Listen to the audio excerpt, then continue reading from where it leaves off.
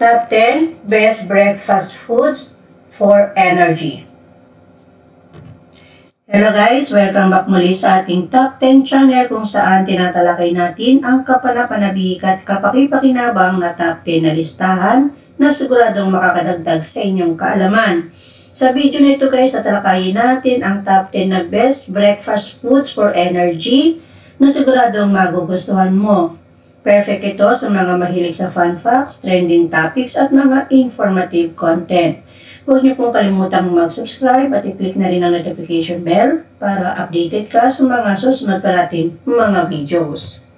Ano-ano nga ba ang top 10 na best breakfast foods for energy na dapat malaman mo? Alam mo ba na ang klase ng almusal na kinakailangan mo ay may malaking epekto sa iyong enerhiya buong araw? Ayan, ang tamang pagkain sa umaga ay hindi lang basta pampabusog. Ito rin ang susi sa pagiging masigla, focus at productive sa trabaho o sa eskwela.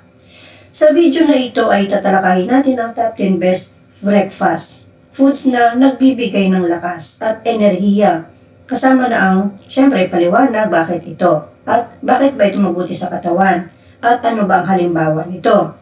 Kaya kung gusto mo ng ganito na ikaw ay aktibo, alerto at handa sa iyong gawain, siguraduhin panoorin mo ito hanggang dulo.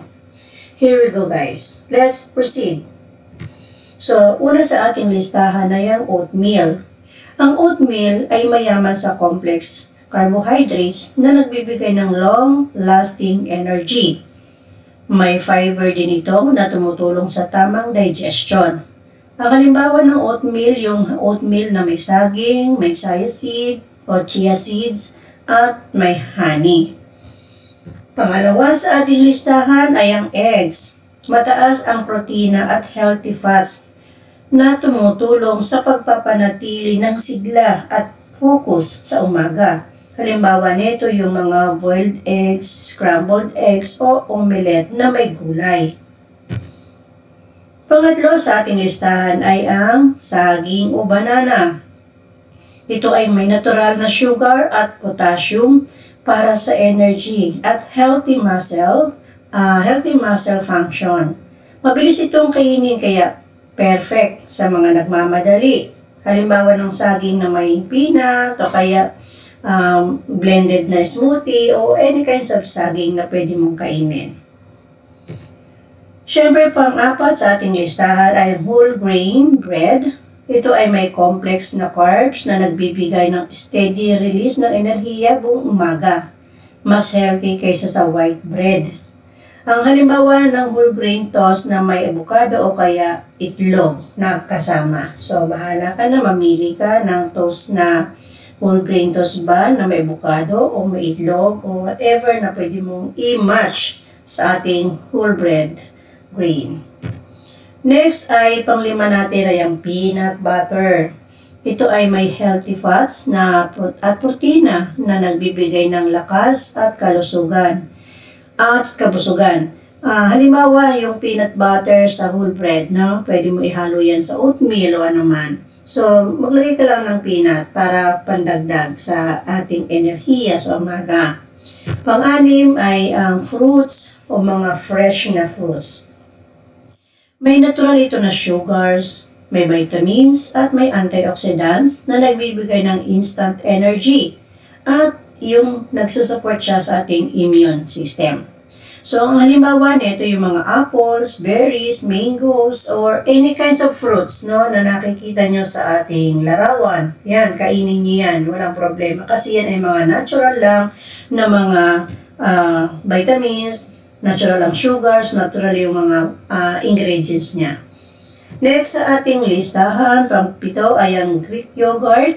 Ito ay may high in protein, no? High in protein at probiotics na nakakatulong sa digestion at energy level.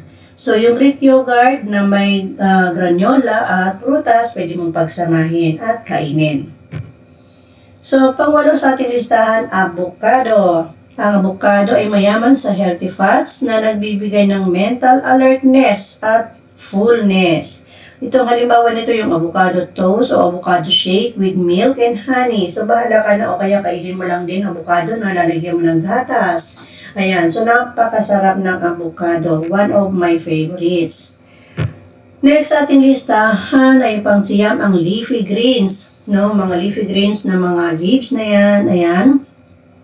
Meron itong iron at B vitamins na tumutulong sa oxygen transport sa katawan para sa sustained energy. O, lahat ng mga green leafy vegetables pwede mong kainin tulad ng spinach, anything na nakikita mo na berde, pwede mong kainin. Yan ay nagbibigay ng oxygen sa ating katawan para masustain ang ating energy. Next, ang last but not the least, yung ating black coffee o kaya green tea. May caffeine na nagbibigay ng mental boost at physical alertness. Halimbawa nito yung 1 cup of black coffee with whole grain toast o kaya green tea with oatmeal. So, alin sa dalawa, bahala ka na, piliin mo kung anong meron ka. Mas mainam kung pagsasamahin ang carbs plus protein plus healthy fats sa breakfast, no? Para sa balance at long-lasting energy. Ayan, ang ating 10 top 10 list na pampabusog sa umaga. Alin sa mga nagustuhan mo na mga listahan natin na ito ang mas gusto mong kainin sa umaga? Ayan, paki-comment naman sa baba ang inyong sagot.